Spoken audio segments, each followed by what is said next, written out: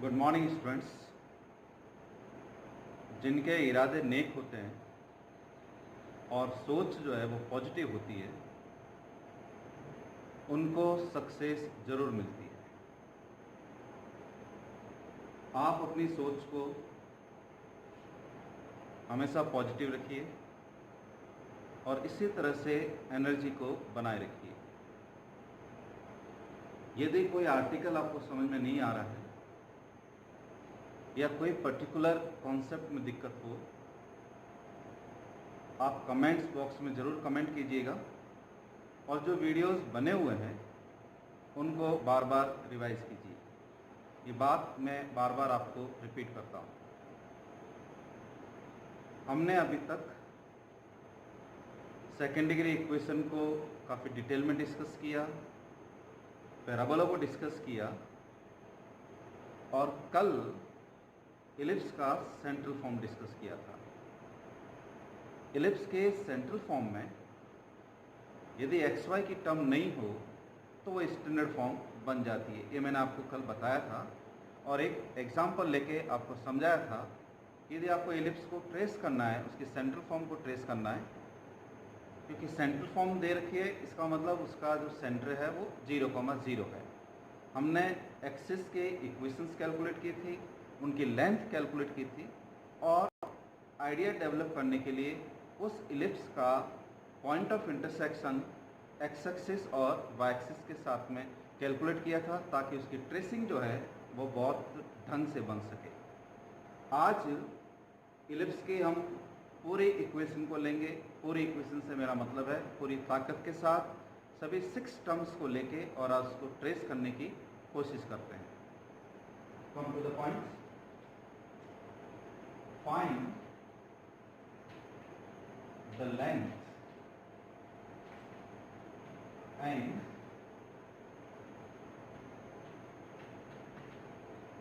equations of the axis of the conic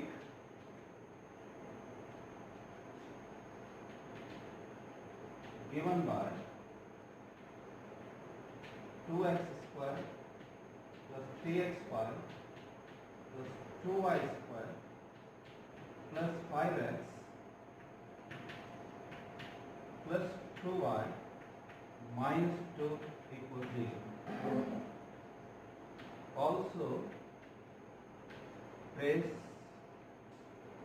the conic. कई बार जो equation है central form में होती है, स्टैंडर्ड फॉर्म में होती है, लेकिन ये जो इक्वेशन जो आज का हमने एग्जांपल लिया है उसमें एक्स स्क्वायर की टर्म, एक्स वाई की टर्म, वाई स्क्वायर की term, pure X pure Y constant, पूरी सेकेंड डिग्री इक्वेशन अपनी पूरी फॉर्म में है, अपनी पूरी ताकत के साथ में है। इस कोनिक को पहले आइडेंटिफाई करना है, आइडेंटिफाई करके उसको ट्रेस करना है। कई बार क्वेश्चन यहाँ तक ही पूछता है जनरली यूनिवर्सिटी एग्जामिनेशन में बीएससी पार्ट 1 के अंदर ये वाला क्वेश्चन जो है वो पूछा जाता है। Find the length and equations of the axis of the conic given by this equation and also trace the conic. कई बार क्वेश्चन यहाँ तक ही होता है, एक्सिस की केवल लेंथ कैलकुलेट करनी होती है और उसकी इक्वेशंस कैलकुलेट करनी होती है, लेकिन हम इसे ट्रेस भी करेंगे। तो सबसे पहले जो कोनिक दे रखा है हम उसे आइडेंटिफाई करेंगे, ये कौन सा कोनिक है। आइडेंटिफाई करने के बाद यदि ये इलिप्स होता है तो हम उसका सेंटर कैलकुलेट करेंगे। फिर उस सेंटर को जो सेंटर है ओरिजिन को वहाँ शिफ्ट करेंगे उस सेंटर पे, ताकि उसकी जो इक्वेशन है वो सेंटर फॉर्म में रिड्यूस हो जाए। सेंटर फॉर्म में रिड्यूस होने के बाद ही हम उसके लेंथ और इक्वेशंस कैलकुलेट कर पाएंगे। मैं वापस रिपीट करता हूँ, पैराबोला हो या इलिप्स हो या हाइपरबोला हो या सर्कल हो, हमने उनकी स्टैंडर्ड इक्वेशन को बहुत अच्छी तरह से डिटेल में पढ़ रखा है। इसलिए जब भी जनरल इक्वेशन होती है हम उनको स्टैंडर्ड फॉर्म में रिड्यूस करते हैं और वहाँ पर जाकर उनके पैरामीटर्स को कैलकुलेट करने की कोशिश करते हैं। इसलिए ये इक्वेशन यदि इलिप्स की इक्वेशन बनती है तो हम उसको पहले सेंट्रल फॉर्म में कन्वर्ट करेंगे। सेंट्रल फॉर्म में कन्वर्ट करने के बाद जैसे मैंने आपको कल बताया था, उसके एक्सिस के लेंथ और उसके इक्वेशंस को कैलकुलेट करते हैं। तो इस क्वेश्चन को हम पार्ट्स में डिवाइड कर लेते हैं। फर्स्ट पार्ट लिख रहा हूं मैं।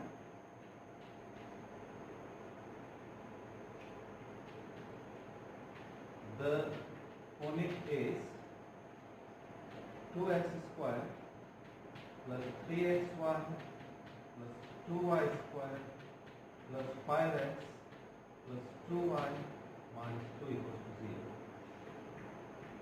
Here a is 2, b is 2, c is minus 2, f half coefficient of y का आधा बना 1, b 5/2, h 3/2। आपको याद होगा मैंने ऐसा क्यों लिखना बताया था, इसका क्या कारण था, ताकि हम डेल्टा जो है वो इजीली कैलकुलेट कर सकें। डेल्टा ए बी सी याद करना भी सिखाया था, plus 2f3h minus A X square minus B G square minus C H square equals A B C, इन तीनों का product it is minus 8 plus 2 times इन तीनों का product it is 5 to the 15 by 4, yes, minus a means 2, f square means 1, minus b means 2, g square means 25/4, minus c means minus 2, and h square that is 9/2. Let us calculate.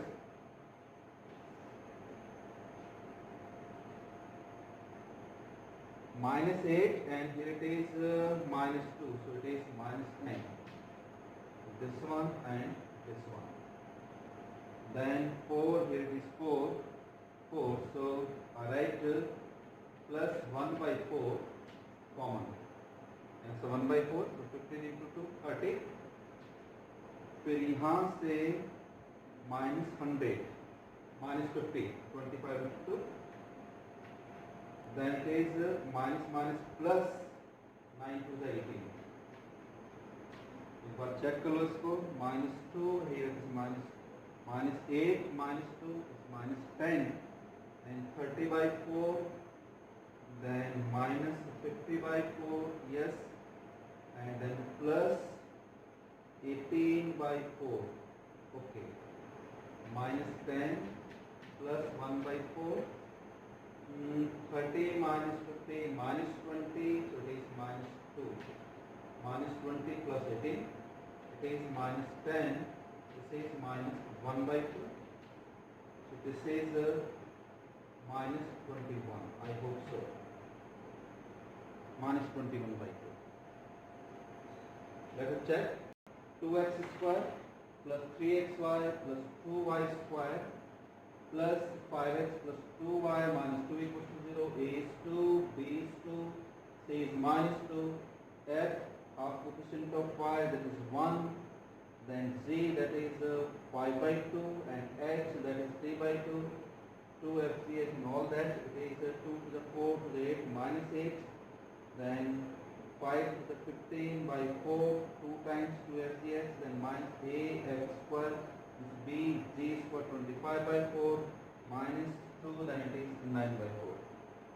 Then -8 minus 2, that is -10, plus 1/4, so it is 30, then it is -50, then it is plus 18, it is -20 plus 18 -2, and minus half, that is -20 minus 1, so -21/2. So this is the value of delta. Therefore, delta is -21/2.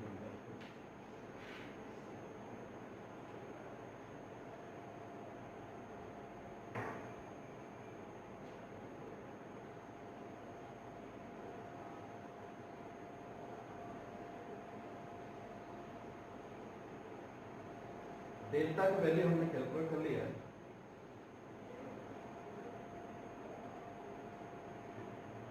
Therefore, delta A is not equal to 0. That means it is a curve. Which type of curve? Now, h square h square 9 by 4 a into b ab, that is 4. Therefore, it is 2 point something. So h square is less than ab.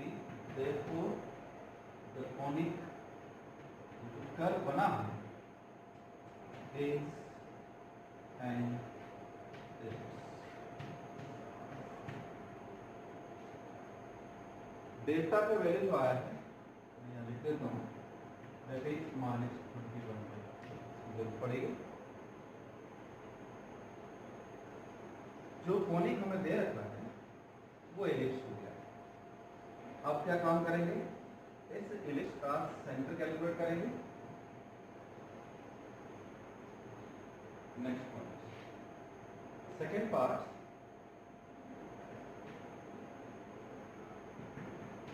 to find center, केंद्र ज्ञात है।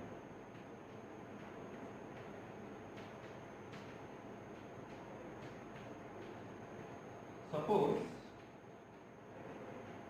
the equation of the conic, I suppose it is phi 2x square plus 3xy plus 2y square plus 5x plus 2y minus 2 equals to 0.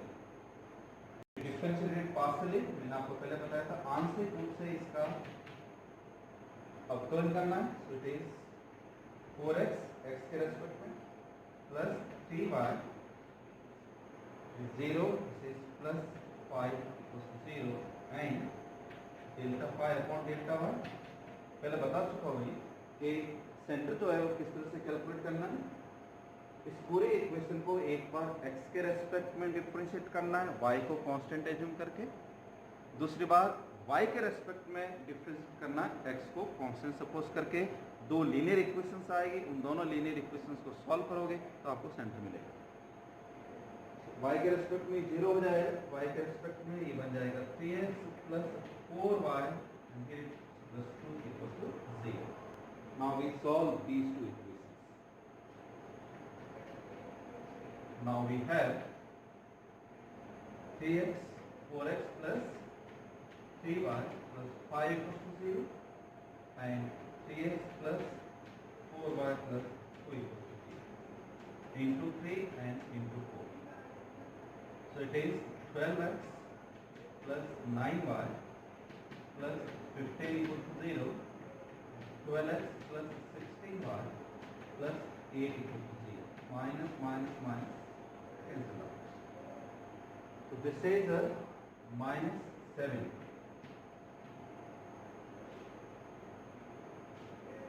plus 7 equals to 0. Therefore, y equals to 1.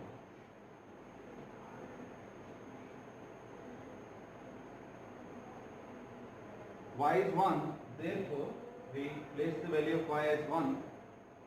y1 लिखोगे तो ये बन जाएगा 3 plus 5, कितना बनेगा 8. So it is minus 2. So therefore x equals to minus 2. Therefore center is minus 2 comma. एक बार वापस समझो, जो इलिप्स के इक्वेशन दे रखी है वो ध्यान रखना एक्स वाई का फंक्शन है, इसलिए मैंने इसको पाई या एफ या जो आपकी इच्छा वो लेटर ले सकते हो। इस पूरे को मैंने पाई के इक्वल सपोज किया या एफ के इक्वल सपोज कर सकते हो। इस पूरे को एक बार एक्स के रेस्पेक्ट में डिफरेंशिएट करना है वाई को कांस्टेंट मानते हुए, और दूसरी बार वाई के रेस्पेक्ट में डिफरेंशिएट करना है एक्स को कांस्टेंट सपोज करते हुए। जो दो इक्वेशंस बनी हैं उन दोनों को जब आप सिंप्लीफाई करोगे तो जो एक्स और वाई की जो वैल्यू आएगी वो जो है वो सेंटर के कोऑर्डिनेट्स होंगे। तो इलिप्स दे रखा है, उसके सेंटर के जो कोऑर्डिनेट्स है वो -2,1 है। ये सेकेंड पार्ट हुआ। पहला पार्ट था हमने जो कोनिक दे रखी है उसको आइडेंटिफाई किया कि वो कोनिक कोनिक कौन सा है, और कोनिक यदि बाय द वो पैराबोला होता तो सेंटर फाइंड आउट नहीं कर पाते, क्योंकि उसका सेंटर जो वो इन्फिनिटी पे लाई करता है, मैंने आपको पहले बता रखा है।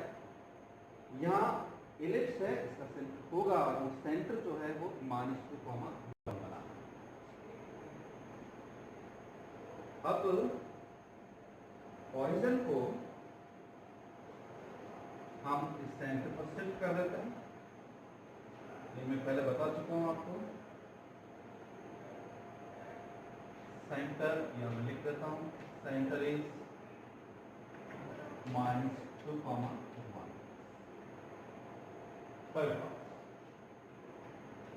स्टेप थर्ड क्या लिखेंगे? Shifting the origin at the center of the ellipse. That means अर्थात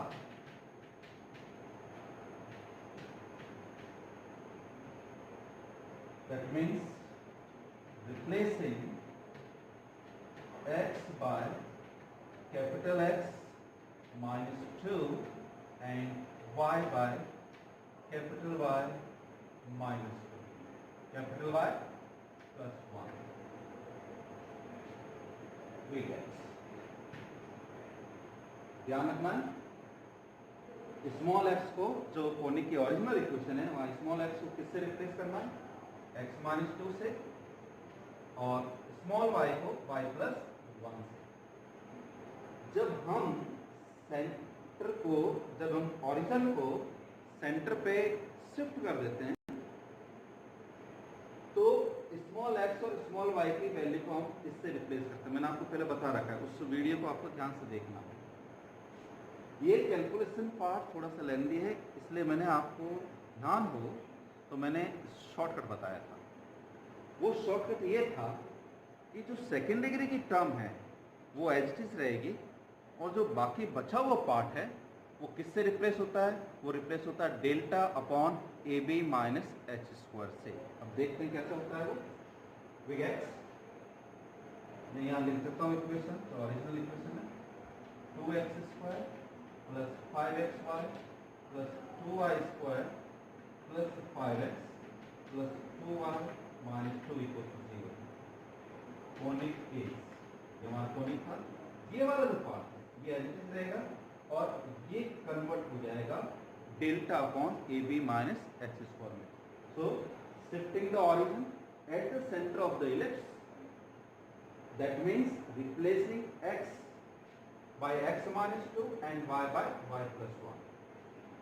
Then we find, या तो आप इसको ये कैलकुलेट करके इसको पूरा करो और इसको सिंप्लीफाई करो, या जो मैंने टेक्निक बताई थी, क्योंकि टाइम कंज्यूमिंग है, तो जब हमने आपको बताया था, जो उस आर्टिकल में हमने नोट किया था कि second degree terms as it is रहेगी, और ये वाला पार्ट जो कांस्टेंट में कन्वर्ट हो जाता है, ये सारी टर्म्स कैंसिल हो जाती है, और जो कांस्टेंट बनता है that was delta upon AB minus h square। तो मैं इसको सीधा लिखूंगा, big X 2 capital X square plus 5 capital X capital Y plus 2 capital Y square plus delta upon AB minus h square equal to 0। ध्यान रखना है, book के अंदर कैपिटल X और कैपिटल Y नहीं दे रखा है, वहाँ पर स्मॉल x और स्मॉल y ही चल रहे हैं, इसलिए आपका दिमाग खुला रखना है कि इक्वेशन इस तरह से कन्वर्ट होती है। इसलिए आप इस लेटर में और इस लेटर में कंफ्यूज नहीं होना है। बुक में कंफ्यूज हो सकते हो, लेकिन आपको यहाँ पर ध्यान रखना है, क्योंकि कोऑर्डिनेट चेंज हो जाएंगे। हमने ओरिजिन को शिफ्ट कर दिया है इलिप्स के सेंटर पे, इसलिए नई एक्सिस बनेगी। नई एक्सिस कैपिटल X से डिनोट किया एक्स एक्सिस को, और जो नई Y एक्सिस है वो कैपिटल Y है, आप समझ सकते हो। This implies 2x square plus 5 capital X capital Y plus 2y square plus delta minus 21/2, ये हमारा डेल्टा था। AB that is 2 into 2 minus h 3/2 है यहाँ पर, सॉरी 3 है, ये 3 है, yes, 2x square plus 3xy, now it's okay, so it is 3 by 2, so it is 9 by 4, minus 9 by 4 equals to 0. This implies 3 है ये, कैलकुलेशन मिस्टेक नहीं होना चाहिए, प्लस 2y स्क्वायर, अब इसको सिंप्लीफाई करें, ये 4 2 to the 4, so this is plus minus 21 by 2 into 4 LCM आएगा upon 16 minus 9, so I think it is 7, yes, yes, yes, yes, yes, this is equal to 0, so 7 3 and 2 is 2 capital X square plus 3 capital X capital Y is 2 y square minus 6 equals to 0. Yes, this is the problem.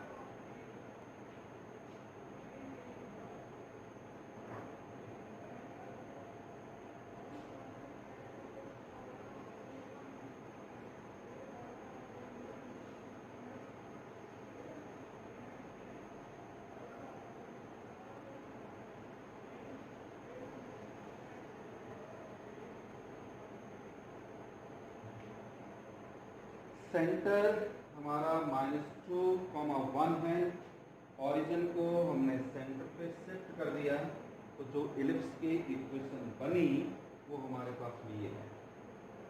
This implies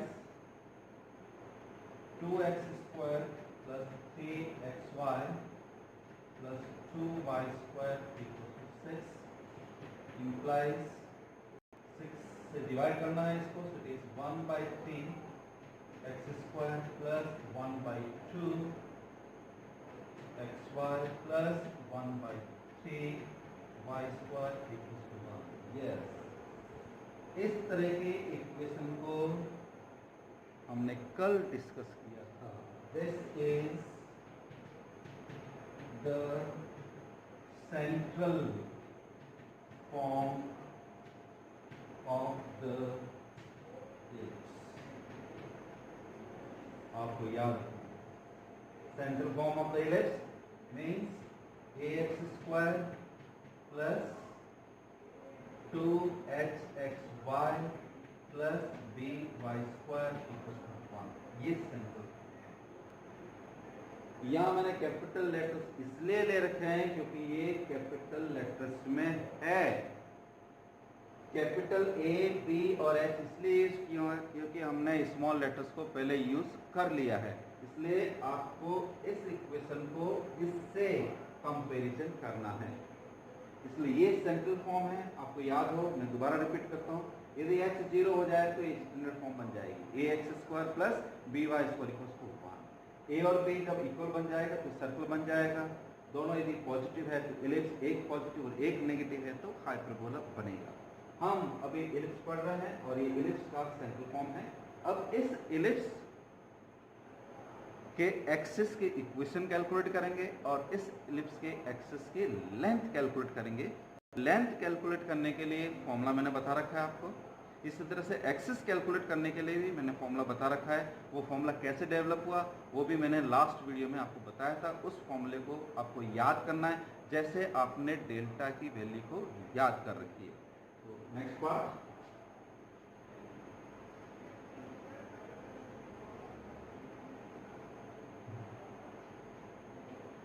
fourth part इसका जो भी हो लिख देता हूँ, size 40 होगा। To find length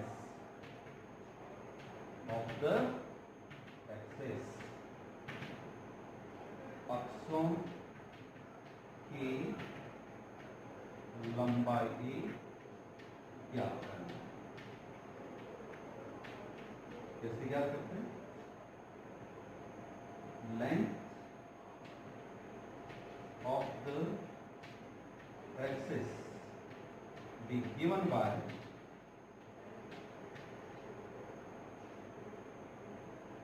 r to the power 4 ab minus x square minus a plus b into r square plus 1 equals to 0। ये equation आपको याद है, ध्यान इस इक्वेशन को आपको अच्छी तरह से आना चाहिए। ये इक्वेशन आपको याद है। कल मैंने स्मॉल लेटर्स लिए थे क्योंकि इक्वेशन सेंट्रल फॉर्म में थी और इसमें स्मॉल लेटर्स मैंने यूज किए थे, और क्योंकि इसका ये कंपैरिजन है, हम इसके बारे में जानते हैं, जनरल फॉर्म को नहीं जानते। जनरल फॉर्म का तो हमने सेंटर कैलकुलेट किया है, फिर जनरल फॉर्म को हमने इस सेंट्रल फॉर्म में कन्वर्ट कर दिया। अब सेंट्रल फॉर्म की बात हमें मालूम है, तो पहली जो बात है कि अक्षों की लंबाई ज्ञात करना, how to find the length of the axis. So this is the formula, using this formula we can find the value of r square. ध्यान रखना ये क्वाड्रेटिक है, आर स्क्वायर के अंदर यहाँ पर r to the power 4 है, इसलिए आर स्क्वायर की दो वैल्यूज आएगी। बड़ी वाली वैल्यू जो होगी वो मेजर एक्सिस का काम करेगी, छोटी वाली वैल्यू जो है आर स्क्वायर की वो माइनर एक्सिस का काम करेगी। यदि दोनों वैल्यूज पॉजिटिव आती है तो वो एलिप्स बनेगा। यहाँ पर आप दोबारा इसको वेरीफाई करोगे। यदि एक पॉजिटिव और एक नेगेटिव वैल्यूज आ जाती है तो वो हाइपरबोला बनता है, क्योंकि ये एलिप्स है, इसलिए जब यहाँ हम वैल्यूज पुटअप करेंगे तो 100% दोनों वैल्यूज जो आर स्क्वायर की है वो पॉजिटिव आनी चाहिए। देखते हैं इसको।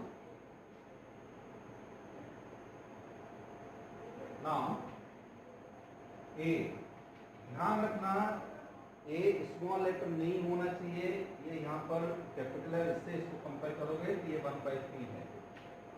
बी जो है वाई स्क्वायर का कोफिशिएंट, ये भी 1/3, और एच जो है इसका हाफ कोफिशिएंट है तो वो 1/4 हो जाएगा। वैल्यूज प्लेस करते हैं इसके।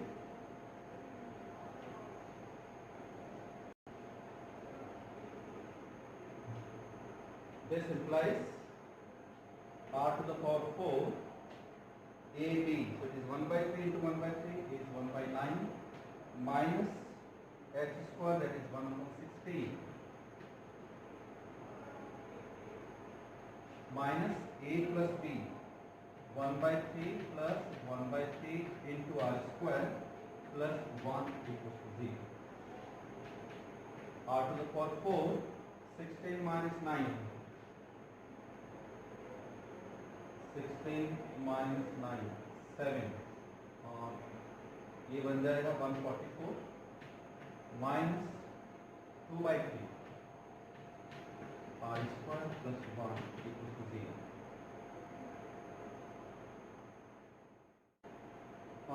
This is 7 r to the power 4 minus 96 r square plus 144 equals to 0। This implies 7 r to the power 4 minus 84 r square minus 12 r square plus 144 equals to 0। Factors थोड़े से टाइम कंज्यूमिंग होंगे, सो 7 r square common, so it is r square minus 12 common, so it is r square minus 12 equals to 0। This implies r square minus 12 7 r square minus 12 equals to 0। This implies r square equals to 12 and 12/7। Now listen,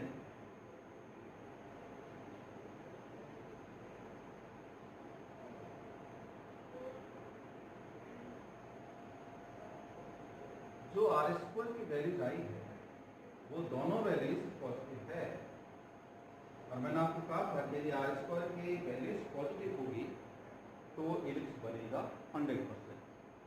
तो let's r1 square equals to 12 and r2 square equals to 12/7। therefore length of major axis, दीर्घ अक्ष की लंबाई आपको याद होना चाहिए 2a, originally standard form है, तो यहाँ पर बनेगा 2r1, that is 2 root 12, that is 4 into 3, so it is 4 root. And length of minor axis मैंने इसके वाले क्लास में बताया था आपको 2r2, that is 2 into r2, that is 12/7. So it is 4 times root 3/7. Okay. So this is the length of major axis and this is the length of minor axis.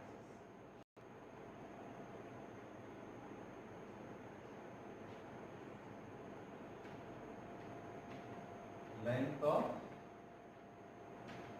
major axis क्या calculate किया है 4 root 3 and this is length of minor axis 4 times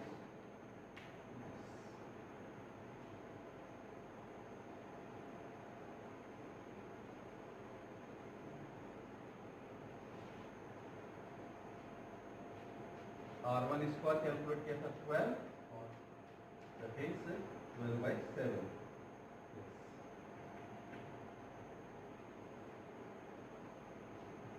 Fifth part,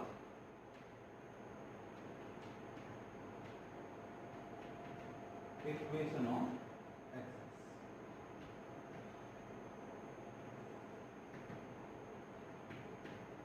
Equation of major axis is given by क्या बताया था a minus 1 upon r1 square into x plus h y equals to c. ये formula था, आपको याद रखना है. Formula क्या बताया था मैंने आपको a minus 1 upon r square into x plus h y equals to c. इसके बाद में यहाँ a कैपिटल A है और बाकी दो वैल्यूज हमारे पास में, एक हमने r1 स्क्वायर लिया है, एक हमने r2 स्क्वायर लिया है. h कैपिटल H हो जाएगा, x और y की जगह हम कैपिटल X और कैपिटल Y यूज करेंगे क्योंकि सेंट्रल फॉर्म के इक्वेशन में हमारे पास में इस तरह की लेंथ्स है. So this implies a was 2, no, a 1/3, yes, minus 1 upon r1 square, that is 12, capital X plus h 1/2, so half of this, that is 1/4, capital Y equals to 0. Well, LCM, that is 4 minus 1, 3.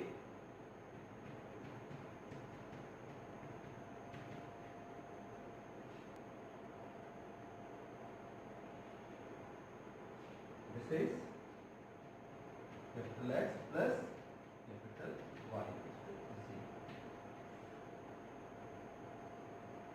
ध्यान रखना, ये जो major axis है वो इस central form की है. कौन सी? ax square plus 2hxy plus by square equals to 1. Actual जो कोनिक है हमारे पास में, जो इलिप्स है, उसकी जब आपको इक्वेशन कैलकुलेट करनी होगी तो कैपिटल X की वैल्यू सपोज करेंगे और कैपिटल Y की वैल्यू सपोज करेंगे. इसी तरह से पहले हम इसको कैलकुलेट कर लेते हैं.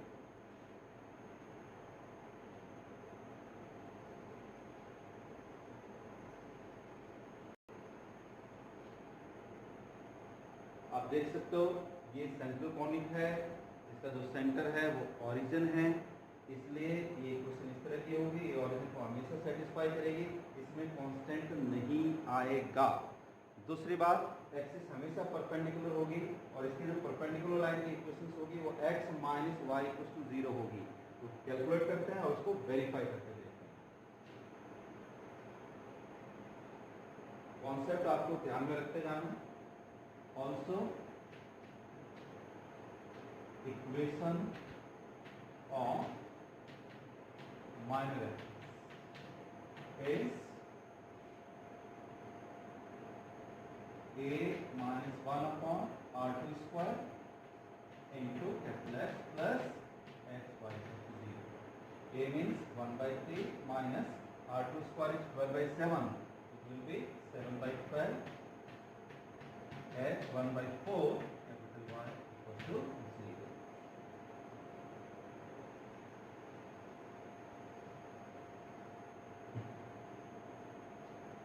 This implies 12 LCM, so it is 4 minus 7, it is minus 3 plus 1 by 4 of capital Y, 0. This is minus 1 by 4 capital X.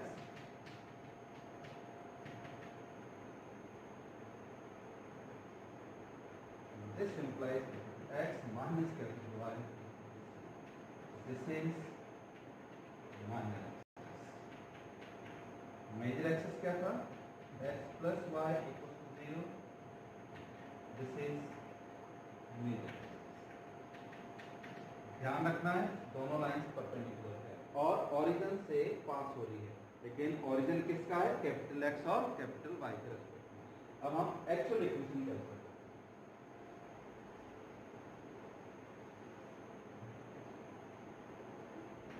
Therefore, actual equation of major axis is, that means replacing capital X by, अब यहाँ से ध्यान रखिए centre को हमने shift किया था, आपको याद हो, तो हमने x को कैपिटल X माइनस 2 से रिप्लेस किया, तो कैपिटल X का वैल्यू कितना आएगा? x प्लस, ओके, तो replacing capital X by x plus 2 and capital Y bye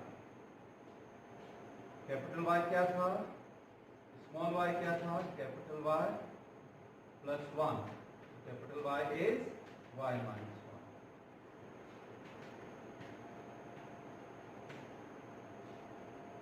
Major axis capital X plus Y equals to 0, so capital X means x plus 2 plus y minus 1 equals to 0. This implies x plus y plus 1 equals to 0. This is the original equation of x-axis. Similarly,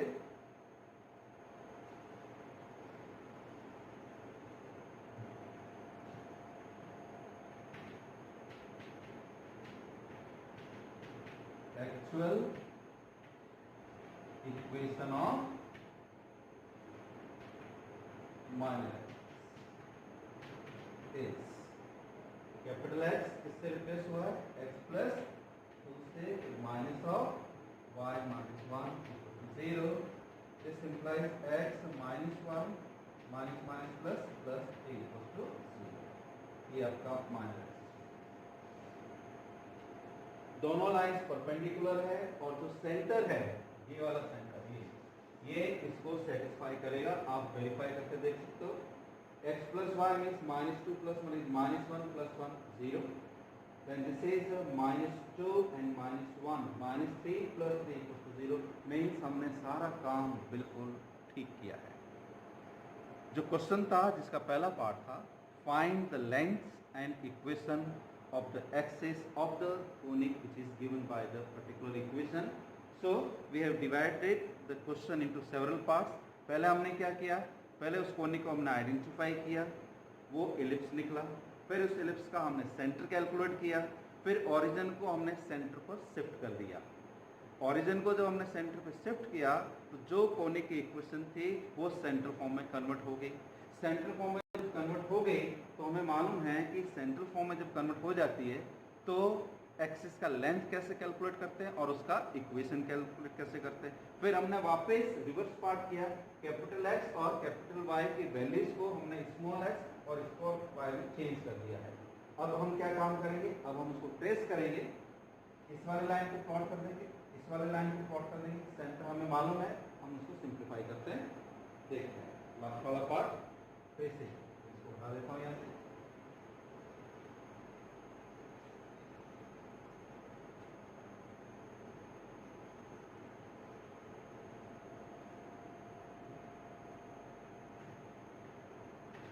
major axis हमने calculate किया है, x plus y plus 1 equals to 0, and minor axis, this is x minus y plus equals to 0. Centre हो गया हमारे पास में, length आगे है, major axis और माइनर एक्सिस। अब इसको ट्रेस करते हैं, रफली ट्रेस करना है।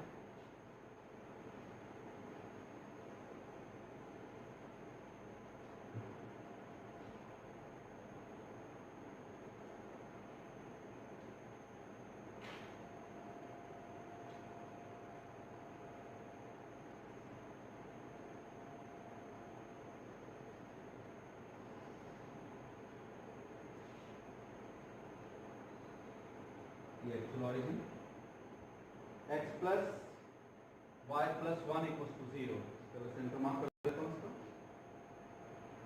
1 ले लेता हूँ।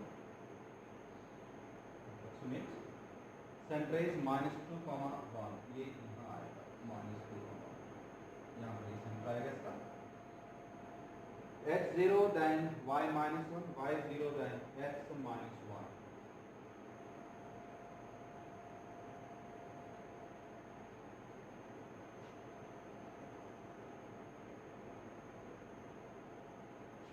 x को 0 लिखोगे तो y की वैल्यू -1 आएगी। x को 0 लिखा तो y आएगा -1,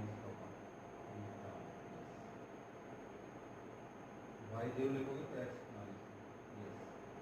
ये तीनों पॉइंट जो है वो एक ही लाइन में है, बहुत ही बढ़िया इक्वेशन है इसका। बढ़िया तो है, चौक चले पर है, हमसे कलर बनाने की कोशिश कर रहा हूँ। Line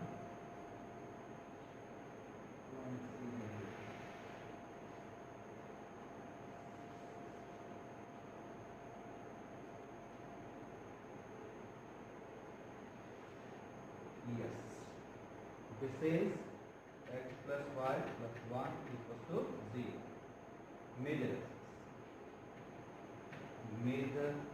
axis, major axis, minor axis centre से ही पास होगी, ये ध्यान रखना है, यानी और इसके परपेंडिकुलर आएगा। सो दिस इज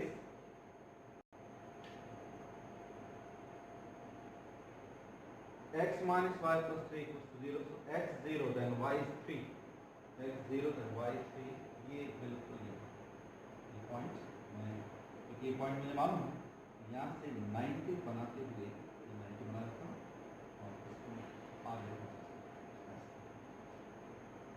उसमें भी y को 0 लिखोगे तो x -3 आएगा, 1 2 और ये -3 बिल्कुल इसी तरह से ये आगे बढ़ जाएगी।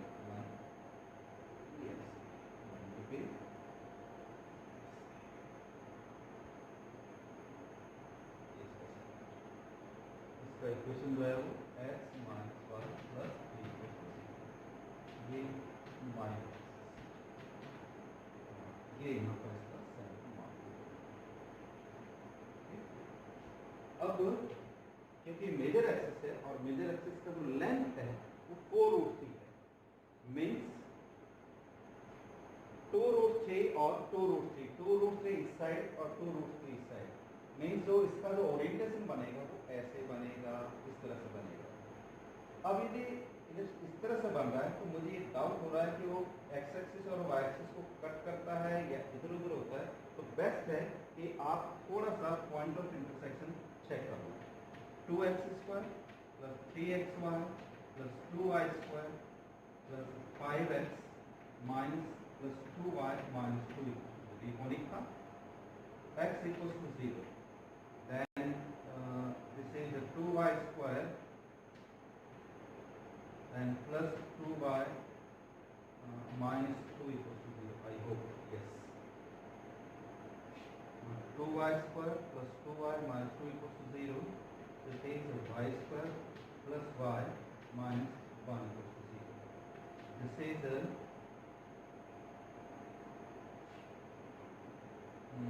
y equals to -1 plus minus b² minus 4ac. So 1 plus 4 upon 2. It is -1 plus minus root 5 upon एक वैल्यू पॉजिटिव आएगी और एक वैल्यू नेगेटिव आएगी। मीन्स ये ओरिजिन से एक पॉइंट ऊपर आ रहा है, क्योंकि जब आप x0 लिखोगे एक वैल्यू पॉजिटिव बनेगी, √5 2 पॉइंट समथिंग 1, तो ये एक पॉजिटिव और एक नेगेटिव। मैं यहाँ इसको मार्क कर लेता हूँ, और एक जो है वो बिल्कुल इसके नीचे आएगी, इसको मैं यहाँ प्रेसिंग पॉइंट जो है लेंथ है इस तरह से।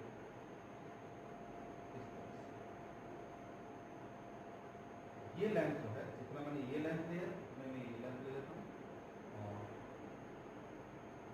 इस तरह से आपको प्लेस करना है, बराबर लेंथ लेके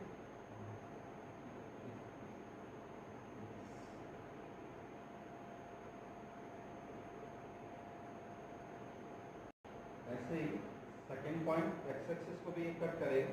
एक पॉइंट यहाँ से जाएगा एक्स एक्सिस के लिए, वाई एक्सिस के तो 2 पॉइंट्स आ गए और एक्स एक्सिस का एक पॉइंट यहाँ आया है, एक पॉइंट यहाँ बना है, एक पॉइंट यहाँ बना है।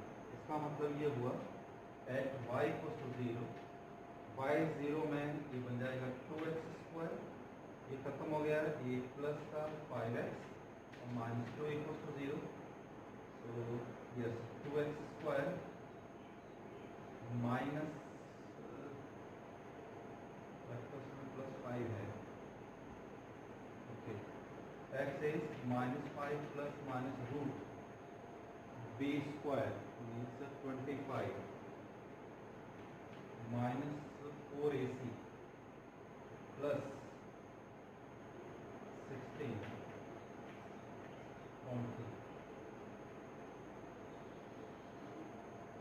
कुछ ऐसे बनेगा ये।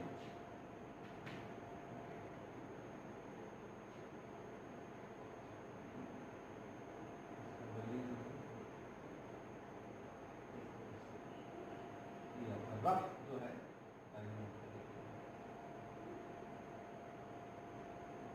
50% इस साइड और 50% इस साइड, लगभग इस तरह से। इसकी जो टोटल लेंथ है वो रफली लेनी है आपको, 2√3 इस साइड, 2√3 इस साइड, ये मान एक्सिस बनेगी। इस तरह से आपको ये जो इलिप्स है वो ट्रेस हुआ है। सामान्यतः जो क्वेश्चन पूछा जाता है वो इस तरह का ही होता है और बड़ा क्वेश्चन होता है ये, इसलिए स्पीड का आप थोड़ा सा ध्यान रखना है। एक बार वापस आप इसको रिवाइज करोगे अच्छी तरह से, और यदि डिफ़िकल्टीज हो तो कमेंट बॉक्स में, जैसे मैं हमेशा कहता हूँ, कमेंट लिखना है और जहाँ कहीं समझ में नहीं आ रहा हो उसकी बात करनी है। कल एक और एग्जाम्पल डिस्कस करेंगे ताकि थोड़ा सा और आपको क्लियर हो जाए। Thank you very much. जय हिंद।